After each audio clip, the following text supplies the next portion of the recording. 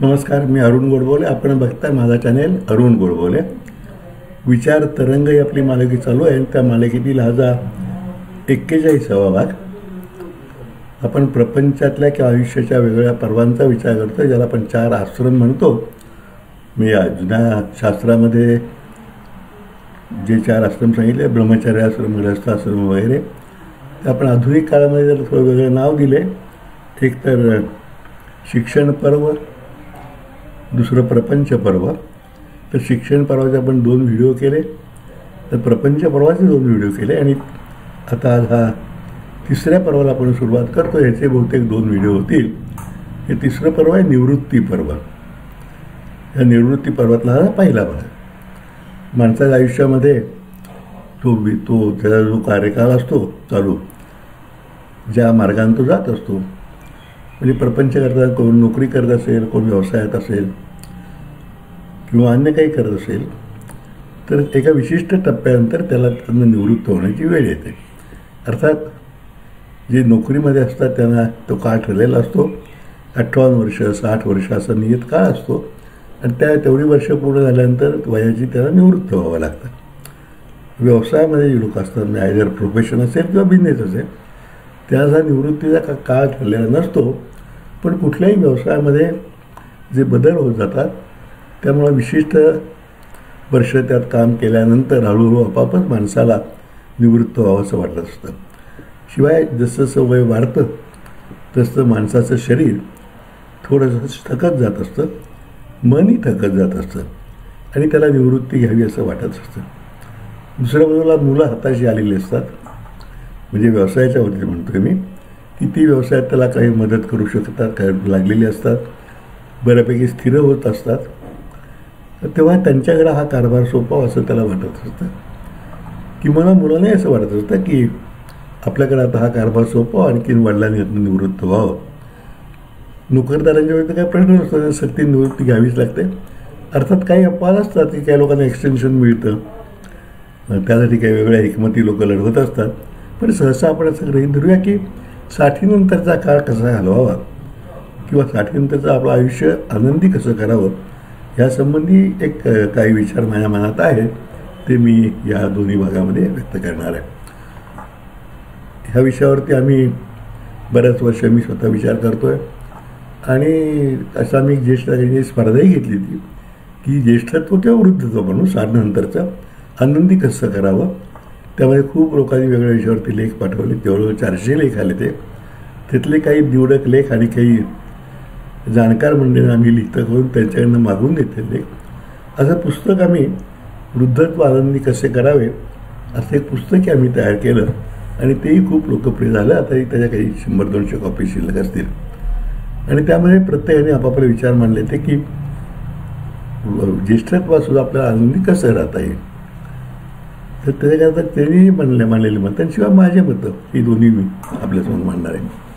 असं असतं की जेव्हा आपण आपला ट्रॅक बदलतो आयुष्याचा, ॲक्च्युली ॲक्टिव्ह आयुष्यातून आपण थोडंसं निवृत्तीकडे जातो, तेव्हा हा रूळ बदलण्यासारखा प्रकार असतो. आणि जसं रेल्वेचे रूळ बदलताना खडखड होती, ती स्वाभाविकपणे थोडी खडखड हे बदलताना आपलं होत असते. आणि मग त्या खडखडीचं रूपांतर फार तीव्र कटकटीत होऊ नये याकरता ही काळजी घ्यावी लागते. सगळ्यात पहिल्यांदा आपल्या मनोभूमिकेचा विचार करायला लागतो. आत्तापर्यंत आपण ड्रायव्हिंग सीटमध्ये असतो, मी म्हणेन तसंच झालं पाहिजे, कारण आपली हे असती. शिवाय आपण महत्त्वाचा आर्थिक आधारही कुटुंबाचा असतो, आणि आपल्या म्हणण्याप्रमाणे कुटुंब चाललं पाहिजे, कुटुंबातल्या सगळ्यांनी चाललं पाहिजे असा आपला एक आग्रह असतो. 60नंतर हा आग्रह आपल्याला कमी करावा लागतो. एकतर पुढच्या पिढीनं व्यवसाय असतो तर कारभार हातात घेतलेला असतो. आपण नोकरीतनं निवृत्त झाला असतात, ती मुलं आता नोकरी लागून आपल्या याच्यात स्थिरस्थावर झालेली असतात. तेव्हा त्यांना निर्णयाचा अधिकार घेण्याचा किंवा आपला अधिकार त्यांच्याकडे सुपूर्द करण्याचा हा एक मोठा विचित्र काळ तुम्हाला जाणवत असतो. हे सोपं नसतं. कुठलाही अधिकार सोडणं किंवा कमी करणं ही खूप अवघड गोष्ट असते, पण त्याला तुम्हाला काही इलाज नसतो. तेव्हा तोच हा अनुभव आनंदानं कसा घेता येईल यासाठी आपण मनाची कुंडाट बांधली पाहिजे की आता आपण तिथनं बाहेर पडलेलो आहोत. हा अधिकार आता आपल्या मुलांच्याकडे आहे.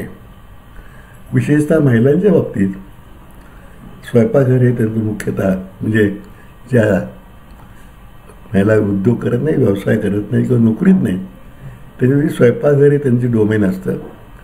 स्वयंपाकघर किंवा कौटुंबिक बाबतीमध्ये त्यांचा सर्वाधिकार चालत असतो. तेव्हा हा अधिकार सोडणं त्यांना सुद्धा खूप जड जातं. साधी गोष्ट आहे, रोजचा स्वयंपाक काय करायचा, भाजी काय करायची, कुणी पाहुणे आले तर काय करायचं, कुणाला बोलवायचं, लग्न समारंभ असला तर कुणाला आहेर काय करायचं, या सगळ्या बहुतेक कुटुंबामध्ये महिला मंडळ निर्णय घेत असतात. आणि अशा वेळेला आता हा निर्णय घेण्याच्या वेळी आपल्या सुनेवर सोपवायचा अधिकार ही खूप अवघड गोष्ट असते. म्हणजे असं म्हणतात की पुरुषांनी तिजोरीच्या किल्ल्या मुलाकडे देणं आणि बाईने स्वयंपाकघरात राहावा आपल्या सुनेकडे देणं ही सगळ्यात मोठी अवघड बाब असते. पण आपण ती सोपी करायला शिकलं पाहिजे. हा सृष्टीचा नियम आहे, काळानुक्रम आहे की एकाने पुढं आपण निवृत्त व्हायला पाहिजे ना. आणि ह्याला आपण मानसिकरित्या तोंड दिलं पाहिजे, सक्षमतेनं आनंदानं हे स्वीकारलं पाहिजे. जसं आपण म्हणतो की एखादा खेळाडू असतो क्रिकेटच्या मैदानात, तो बॅटिंग करत असतो तोपर्यंत तो स्वतः निर्णय घ्यायला मोकळा असतो ना, हा शॉट कसा खेळावा, हा बॉल मारावा का सोडून द्यावा. पण समजा तो आऊट झाल्यानंतर पॅव्हलियनमध्ये आल्यानंतर तेव्हा दुसरा बॅट्समन जातो खेळायला, तेव्हा तो निर्णयाचा अधिकार स्वाभाविकपणे त्या बॅट्समनचा असतो. तुम्ही पॅव्हलियनमध्ये बसून फार तर म्हणू शकता असं खेळ असतं बरं झालं असतं हा, पण तो कसा खेळायचा हा निर्णय मात्र त्या बॅट्समनचा असतो. तसं तुम्ही हे निश्चितपणे स्वीकारायला पाहिजे. दुसरी गोष्ट, त्या वाढत्या वयामध्ये तुमच्या शारीरिक व्याधी कदाचित त्याने डोकं वर काढलेलं असू शकतं. तेव्हा आरोग्याची काळजी घेतली पाहिजे. आपल्याला समजा काही विशिष्ट गोळ्या घ्यायच्या असतील, अनेकांना हल्ली रोज काही गोळ्या घ्यायच्या असतात, तेव्हा त्या गोळ्या वेळच्या वेळी घेणं. आणि अनेकदा स्त्रियांच्या वेळी असं असतं की काही दुखलं खोकलं तर शक्यतो कुठला त्रास नको म्हणून सांगायचं नाही. आणि मग अगदी जेव्हा ते दुखणं तीव्र होईल तेव्हा मग ते सांगायचं, असंही करता कामा नये. वेळच्या वेळी तसं म्हणणं की एक वेळच्या वेळी घातलेला टाका पुढचे 10 टाके वाचवतो. तर आरोग्याशी दोघांनीही काळजी घेणं हे आवश्यक आहे. कारण तसं नाही केलं तुम्ही म्हणजे अतिही काळजी नको आणि बेफिकिरी नको. तिसरी गोष्ट, तुमच्याकडे मोकळा वेळ जास्त असतो. महिलांना फार अडचण येत नाही कारण त्या घरात असतात. पण पुरुषांच्या निवृत्त पुरुषांच्या बाबतीत या वेळाचं काय करायचं हा मोठा प्रश्न पडतो. म्हणजे खरं तर असं आहे ना की वृद्धत्वाची तयारी तरुणपणीच करून ठेवायला पाहिजे. जसं परमार्थावर की परमार्थाची सुरुवात प्रपंचात असतानाच करायला पाहिजे, तसं तुम्ही जर मित्र जोडले असले तर मित्रांची संगत तुम्हाला खूप उपयोगी पडते, आनंदी ठेवू शकते. आणि मैत्री असं आहे की ते फार म्हणजे 60नंतर नवीन मित्र होणं खूप अवघड गोष्ट असते. झाले तरी त्यामध्ये तेवढी खोली मैत्रीमध्ये येऊ शकत नाही. त्यामुळे आपण आधीपासूनच मित्र जोडले पाहिजे. आणि जोडले नसले तर 60नंतर का होईना जोडायचा प्रयत्न केला पाहिजे. ते मित्र करताना पारखून केले पाहिजेत आणि केल्यानंतर राखलेसुद्धा पाहिजेत. याच्यावरती मध्ये मी एका व्हिडिओमध्ये बोललोच आहे मैत्री या विषयावरती. त्यामुळं हेच आपण मित्र जोडलं पाहिजे. शिवाय एखादा छंद तुम्ही लावून घेतलेला असला पाहिजे. मैत्रीचा छंदसुद्धा तरुणपणातच जोडून घ्यायला लागतो ना.